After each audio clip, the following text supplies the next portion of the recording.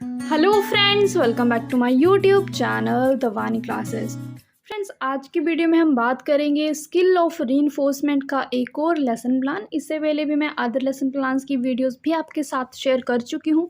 अगर आपने वो सब वीडियोस नहीं देखी हैं तो उनका लिंक आपको डिस्क्रिप्शन बॉक्स में मिल जाएगा, आप वहाँ से उन सभी वीडियोज़ को देख सकते हो। सो गाइस, जो स्किल ऑफ रीइंफोर्समेंट है यानी कि पुनर्वलन कौशल है, उस स्किल के 5 कंपोनेंट्स होते हैं जिनका यूज़ हम अपने लेसन प्लान में करते हैं, या फिर जब हम बच्चों को पढ़ा रहे होते हैं तो हम उन 5 कंपोनेंट्स का यूज़ करते हैं टीचिंग में। ठीक है, सो वो 5 कंपोनेंट्स कौन कौन से हैं उनका आपको पता ही होगा। अगर नहीं तो अभी मैं आपको बताती हूँ कि वो 5 कंपोनेंट्स कौन कौन से हैं। फर्स्ट कंपोनेंट है पॉजिटिव वर्बल रीइंफोर्समेंट, सेकेंड है positive non verbal reinforcement, third one is acceptable cues, fourth one is writing people response on black board, and fifth one is repeating and rephrasing. ठीक है, तो इन 5 components का use करेंगे हम आगे अपने lesson में। तो चलिए अब शुरू करते हैं अपना लेसन प्लान। सो गाइस, जब भी हम कोई भी लेसन प्लान लिखते हैं तो सबसे पहले हमें ऊपर इस तरह का एक बॉक्स बनाना होता है जिसमें हम अपनी इन्फॉर्मेशन लिखते हैं। सबसे पहले अपना नाम लिखा जाता है, छात्राध्यापिका का नाम। अगर आप लड़के हैं तो यहाँ पर आएगा छात्राध्यापक का नाम। ठीक है, देन आएगा अनुक्रमांक, आपका रोल नंबर, कक्षा, जिस कक्षा का आप लेसन बना रहे हो या फिर जिस कक्षा को आप पढ़ा रहे हो वो कक्षा आएगी। यहाँ पर 6ठी कक्षा है। और ये जो लेसन प्लान है इसका विषय है विज्ञान, ये भौतिक विज्ञान का लेसन प्लान है, मैं आपको स्पेसिफाई कर दूं तो। और उपविषय जो हमारा टॉपिक है वो है चुंबक। ठीक है, और चुंबक पे मैं पहले लेसन प्लान बना चुकी हूँ स्किल ऑफ एक्सप्लेनिंग में, तो इन दोनों के बीच में कंफ्यूज नहीं होना है। वो स्किल ऑफ एक्सप्लेनेशन था, एक्सप्लेनिंग स्किल थी, और ये है स्किल ऑफ रीइंफोर्समेंट। ठीक है, और समय अवधि यानी कि टाइम लिमिट होगी 5 to 7 मिनट, क्योंकि ये माइक्रो टीचिंग है। दिनांक जिस दिन आप अपना लेसन प्लान डिलीवर कर रहे होगे वो। देन पर्यवेक्षिका, या फिर अगर आपके मेल टीचर हैं तो यहाँ पर पर्यवेक्षक का नाम आएगा, आप अपने टीचर का नाम लिखोगे। ठीक है, देन उद्देश्य कि हमारा क्या एम है। तो इस लेसन प्लान को बनाने का हमारा ये एम है कि हमें पुनर्वलन कौशल में निपुणता हासिल करनी है। जो हमारी स्किल ऑफ रीइंफोर्समेंट है उसे हमें निपुण होना है। ठीक है, चलिए अब चलते हैं अपने लेसन प्लान पे। सबसे पहले हमें 5 कॉलम्स बनाने होते हैं। फर्स्ट आता है विषय वस्तु, सेकंड आता है छात्राध्यापिका कार्यकलाप, थर्ड आता है छात्र कार्यकलाप, फोर्थ आता है श्यामपट्ट लेखन, और फिफ्थ वन आता है घटक, जहाँ पर हम अपने कंपोनेंट्स को लिखते हैं। ठीक है, तो इस तरह से स्टार्ट किया जाता है कि नमस्कार छात्रों, बच्चे आंसर्स देते हैं, नमस्कार अध्यापिका जी। फिर हम अपने लेसन को इंट्रोड्यूस करते हैं, जो हम पढ़ाएंगे उसको हमने इंट्रोड्यूस करना है। वो इस तरह से करते हैं कि छात्रों, हम अपने दैनिक जीवन में कुछ चिपकू, जिसको स्टिकर कहते हैं, वो देखते हैं जो लोहे की सतहों जैसे अलमारी या रेफ्रिजरेटरों के दरवाज़ों से चिपक जाते हैं। ऐसे चिपकू, स्टिकर तथा पेंसिल बॉक्सों में चुंबक लगी होती हैं। ठीक है, तो बच्चों आज हमारे पढ़ने का विषय चुंबक है। ठीक है, टीचर ने बता दिया कि हमारा टॉपिक चुंबक है। श्यामपट्ट यानी कि ब्लैक बोर्ड वाले कॉलम में हमने लिख दिया चुंबक। ठीक है, टीचर ने अपने टॉपिक का नाम ऊपर ब्लैक बोर्ड पर लिख दिया। तो आगे इस तरह से है, छात्रों, ऐसे पदार्थ जो लोहे तथा लोहे से बनी वस्तुओं को अपनी ओर खींचते हैं चुंबक कहलाते हैं। ठीक है, और वह पदार्थ जो चुंबक की ओर आकर्षित होते हैं उन्हें चुंबकीय पदार्थ कहते हैं, जैसे लोहा, निकिल एवं कोबाल्ट। तो टीचर ने ये बता दिया। अब इसके बाद टीचर क्वेश्चन पूछती है बच्चों से, जिसे चुंबक किसे कहते हैं, कंचन आप बताइए। टीचर ने, एक बच्चा है कंचन, उसे क्वेश्चन पूछा कि चुंबक किसे कहते हैं।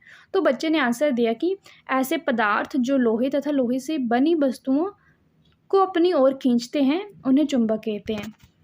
तो बच्चे ने तो आंसर बता दिया। अब टीचर का काम है कि टीचर ने उसको रीइंफोर्स करना है, रीइंफोर्समेंट देनी है। तो टीचर ने बोला कि शाबाश, बैठ जाइए। सो जो शाबाश है, मैंने आपको पहले भी बोला है कि वो है positive verbal reinforcement. Verbal reinforcement उस तरह की रीइंफोर्समेंट होती है जब हम बोलते हैं। ठीक है, टीचर ने बोला शाबाश, तो that is positive verbal reinforcement.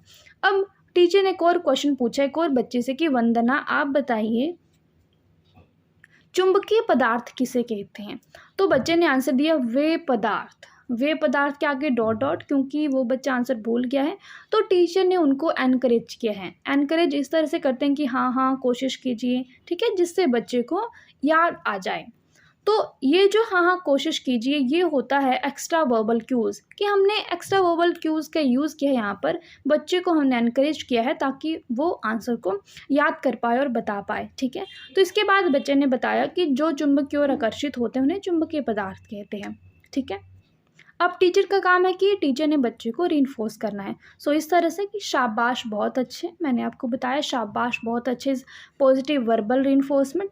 फिर हमारा एक और कंपोनेंट आता है पॉजिटिव नॉन वर्बल।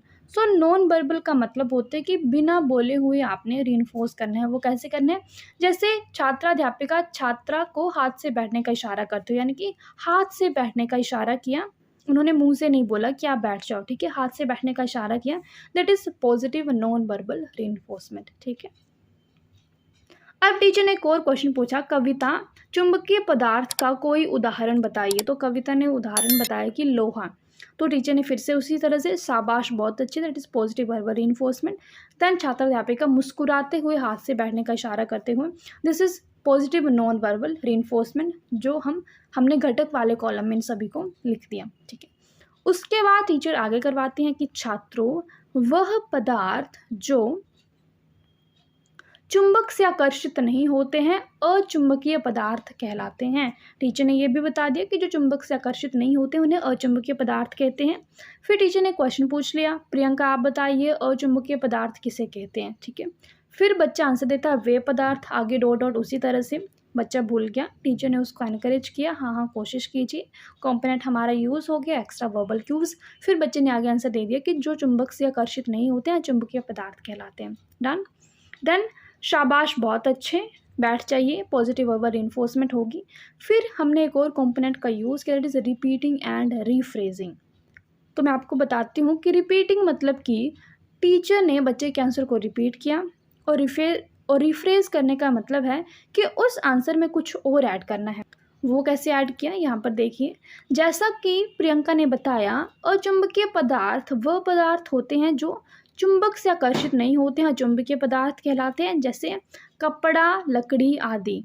तो टीचर ने ये ऐड किया, उसके एग्जाम्पल्स, अचुंबकीय पदार्थों के एग्जाम्पल यहाँ पर ऐड कर दिए। ठीक है, so this is the component repeating and rephrasing. अब आगे देखते हैं, छात्रों चुंबक मुख्यतः 4 प्रकार की होती हैं। टीचर ने चुंबक के प्रकार बताए, कौन कौन से, छड़ चुंबक, नाल चुंबक, बेलनाकार तथा गोलाकार चुंबक। ठीक है, अब टीचर ने क्वेश्चन पूछ लिया, दीक्षा आप बताइए चुंबक के कितने प्रकार होते हैं। तो दीक्षा ने आंसर दिया कि 4 प्रकार होते हैं। ठीक है, देन शाबाश बैठ जाइए, this is positive verbal reinforcement.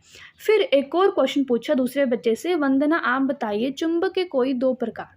ठीक है, किसी 2 प्रकारों के नाम पूछे, तो बच्चे ने आंसर दिया कि छड़ चुंबक और नाल चुंबक। ठीक है, देन शाबाश बहुत अच्छे इज पॉजिटिव वर्बल रीइंफोर्समेंट। फिर दूसरा कॉम्पोनेंट, छात्राध्यापिका ने हाथ से बैठने का इशारा किया, हाथ से बैठने का इशारा is positive non verbal reinforcement, ये सब हमने ऐड कर दिया। देन टीचर ने एक और कंपोनेंट का यूज़ किया, इज रिपीटिंग एंड रीफ्रेजिंग, कि जैसा कि वंदना ने चुंबक के 2 प्रकारों के बारे में बताया, छड़ चुंबक तथा नाल चुंबक, दिस इज रिपीटिंग। अब आगे रिफ्रेज क्या किया, छड़ चुंबक आयताकार होती है तथा नाल चुंबक जो होती है वो यू आकार की होती है। ठीक है, तो ये हो गया रिपीटिंग एंड रिफ्रेजिंग। अब आगे क्या आया, एक और कंपोनेंट, छात्राध्यापिका छात्रा के उत्तर को दोहराते हुए तथा श्याम पट पर लिखते हुए। अब टीचर ने जो बच्चे का आंसर था उसको श्याम पट पर लिख दिया, ब्लैक बोर्ड पर लिख दिया। तो ये हमारा कंपोनेंट हुआ writing people answers on black board. ठीक है, अब आगे एक और क्वेश्चन है, नेहा आप बताइए चुंबक के और 2 प्रकार कौन कौन से। अब जो दूसरे प्रकार 2 रह के थे उनके बारे में पूछा, तो नेहा ने आंसर दिया कि बेलनाकार और गोलाकार चुंबक। ठीक है, अब टीचर ने बोला शाबाश बैठ जाइए, सो शाबाश बैठ जाइए is positive verbal reinforcement. Then जैसा कि नेहा ने चुंबक के प्रकारों के बारे में बताया, बेलनाकार चुंबक तथा गोलाकार चुंबक, बेलनाकार चुंबक बेलन के आकार की होती है तथा गोलाकार चुंबक गोलाकार की होती है। सो यहाँ पर कंपोनेंट यूज हो गया रिपीटिंग एंड रिफ्रेजिंग। देन एक और कंपोनेंट, छात्राध्यापिका छात्र के उत्तर को दोहराते तथा श्यामपट पर लिखते हुए। श्यामपट पर लिखते जो बच्चे ने आंसर दिया था बेलनाकार और गोलाकार चुंबक, और हमारा कंपोनेंट यूज हो गया writing people answers on black board. तो बच्चों आज हमने चुंबक के बारे में पढ़ा, इस तरह से हमारा पूरा लेसन हो गया, हमने बच्चों को इस तरह से पढ़ाया। फिर हम लिखते हैं एक अपना ऑब्जर्वेशन टेबल। इसके बाद मैं आपको इसका मिनिएचर भी बताऊँगी कि मिनिएचर किस तरह से बनाना है आपको, तो वीडियो को अभी एंड तक देखना, ठीक है। सो ऑब्जर्वेशन टेबल इस तरह से बनाते हैं। पहले हम 5 कंपोनेंट्स लिखते हैं, जो भी हमारे कंपोनेंट्स हैं, that is positive verbal reinforcement, positive non verbal reinforcement, acceptable cues, repeating and rephrasing and writing people answers on black board. तो हमने अपने पूरे लेसन में काउंट किया कि हमने कंपोनेंट्स कितनी बार यूज़ किए हैं, हमने इन कंपोनेंट्स का यूज़ कहाँ कहाँ किया है और कितनी बार किया है, वो हम काउंट करेंगे और यहाँ पर लिख देंगे, ठीक है। देन हम लिखते हैं कमेंट। कमेंट में आता है इनइफेक्टिव, पार्शियल इफेक्टिव या फिर इफेक्टिव। ये आपने इस तरह से लिख देना, फिर आपके टीचर्स टिक कर देंगी आपका लेसन प्लान किस तरह से था। अगर इफेक्टिव था तो वो इफेक्टिव पर टिक कर देंगी। देन रिकमेंडेशन में आपको क्या रिकमेंड किया गया है, रीटीच करना है आपने, रीप्लान करना है ड्रिल, या फिर आपका जो लेसन है वो अप्रूव हो गया और टीचर फिर इसके बाद साइन कर देते हैं, ठीक है।